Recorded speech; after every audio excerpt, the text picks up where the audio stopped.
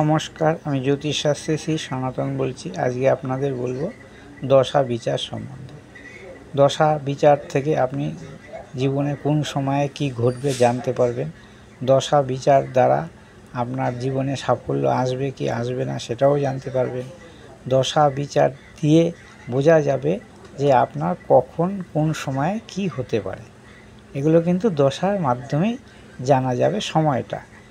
এবং এই দশা বিচার যারা ভালো করে করতে পারবেন বা বুঝতে পারবেন তারা কিন্তু ভালো প্রেডিকশন করতে পারবেন। আসুন আজকে জানাই আপনাদের দ্বাদশপতির দশা সম্বন্ধে। তার আগে একটা কথা বলে নিচ্ছি যে আমার মোবাইল নম্বর হচ্ছে 9333828747।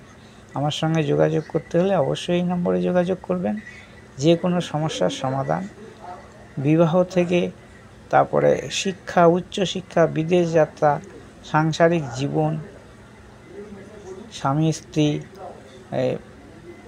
শিক্ষা, বাচ্চারা কেন পড়াশোনা করছে না এবং কর্ম কেন সাফল্য আসছে না, ব্যবসায় কেন সাফল্য আসছে না, যেই সব বাধা থাকবে সেগুলো কাটিয়ে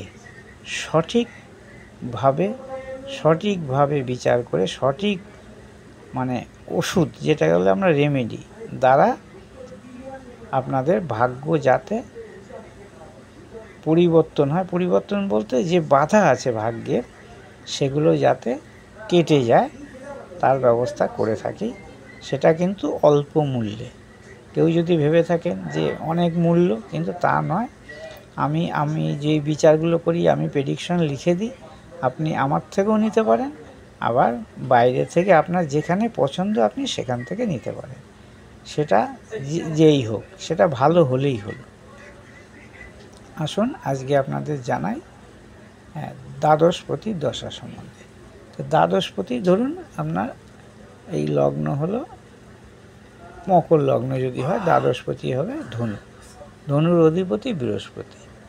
দ্বাদশপতি হচ্ছে পরনির্ভরশীল, দ্বাদশপতি যদি কোনো শুভ গ্রহের সঙ্গে সম্বন্ধ করে তাহলে শুভ ফল দেবে, অশুভ গ্রহের সঙ্গে সম্পর্ক করলে অশুভ ফল দান করে।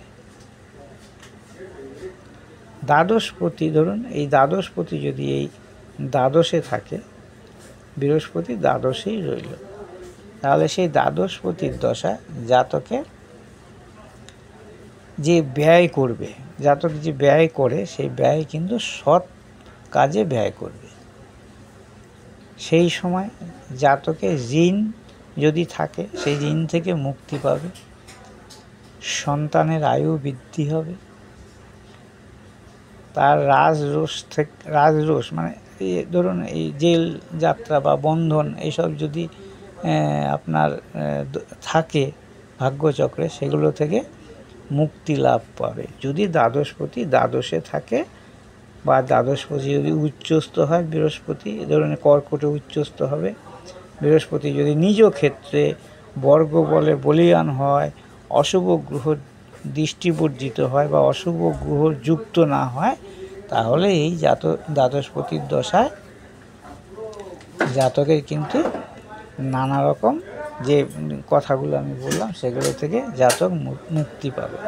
এবং এই দ্বাদশপতির দশায় আবার জাতকের কিন্তু বিদেশ যাত্রা এই দ্বাদশপতি যদি শুভ হয় তাহলে আপনাদের দ্বাদশপতির দশায় আপনার শুভ ফল লাভ হবে এবং বিদেশে গেলেও তার শুভ ফল লাভ হবে। তো এই দ্বাদশপতি যদি আপনার অশুভ গৃহে থাকে, ধরুন দ্বাদশপতি এই বৃহস্পতি রইল অষ্টমে, সপ্তম অষ্টম, বৃহস্পতি অষ্টমে রইল, তাহলে সেই সময় নানা রকম রাজরোষ আসতে পারে, মামলা মোকদ্দমায় অর্থহানি হতে পারে, অপবাদ আসতে পারে, ঋণ গ্রহণ করলে সেই ঋণ শোধ না করার জন্য তাকে নানা রকম অপদস্থ হতে পারে। এই সকল অশুভ গ্রহ যদি যুক্ত থাকে দ্বাদশপতির সঙ্গে, তাহলেও এই ঘটনাগুলো জীবনে ঘটতে পারে। এবং দ্বাদশপতি যদি অশুভ গ্রহ হয় বা অশুভ জায়গায় অবস্থান করে, তাহলে সেই দ্বাদশপতি ক্ষেত্রে কিন্তু এই হসপিটাল যোগ, দ্বাদশ থেকে হসপিটাল বিচার করা হয়, সেই হসপিটাল যোগ হতে পারে। সেইখানে আপনার রোগের জন্যে সেইখানে যেতে হতে পারে এবং সেইখান হইতে জাতকের বা জাতিকার মৃত্যুতুল্য পীড়াভোগ লাভ হতে পারে। এবার দ্বাদশপতি যার সঙ্গে সম্পর্ক করবে সেই গ্রহর সেই ভাবপতির সঙ্গে সম্পর্ক করবে বা যেই ভাবে গিয়ে বসবে সেই ভাবে যদি শুভ হয় শুভ ফল দেবে, অশুভ হলে অশুভ ফল দেবে। এই দ্বাদশপতির দশা মানুষের জীবনে সবসময় যে খারাপ দেবে তা নয়, ভালো ফলও দেয়। বিদেশ যাত্রা ক্ষেত্রে শুভ ফল দেয়। হসপিটাল যোগ ক্ষেত্রে যদি দ্বাদশপতি ভালো জায়গায় থাকে তাহলে জাতকে হসপিটালে গেল তাড়াতাড়ি সুস্থ হয়ে বাড়ি ফিরবে এবং জাতকে নানা রকম বন্ধন, ভয় বা রাজরোষ থেকে মুক্তি পাবে দ্বাদশপতি শুভ থাকলে। এই দশায় সন্তানের আয়ু বৃদ্ধি হবে এবং যদি ঋণ নিয়ে থাকে সেই ঋণ পরিশোধ করতে পারবে যদি দ্বাদশপতি শুভ হয়। এই দশায় দ্বাদশপতির দশায় কিন্তু এই সকল